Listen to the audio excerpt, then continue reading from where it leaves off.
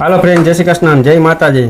3 દિવસ પછી આ ફરમાશ પૂરી થઈ છે। ગરમા ગરમ શીરો, રાજગરાનો શીરો। રાજગરાનો શીરો જો તો મસ્ત ઘીમાં લથપથ એવો શીરો બનીને થઈ ગયો છે તૈયાર। તો હાલો તમે બધા એકાદશીનું ફરાળ કરવા, અને જેને એકાદશી ન હોય સાહેબની જેમ એ બધા આવી જવું ચંદન ચકોરી ખાવા। આ બાજુ ચંદન ચકોરી વઘારી છે ને, ગરમા ગરમ શીરો તૈયાર છે।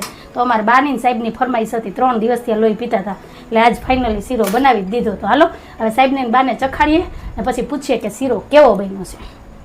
બા, શીરો કેવો બન્યો? મસ્તીનો બન્યો ભાઈઓ, હા। મોરો છે કે મીઠો?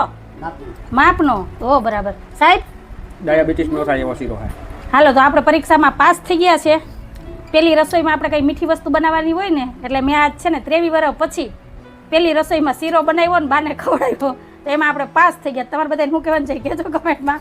તો આ તમારો આજનો વિડીયો ગમ્યો હોય તો વિડીયોને લાઈક કરજો, શેર કરજો, સબસ્ક્રાઈબ કરજો। આવજો, જય ભોલેનાથ અને જય શ્રી રામ।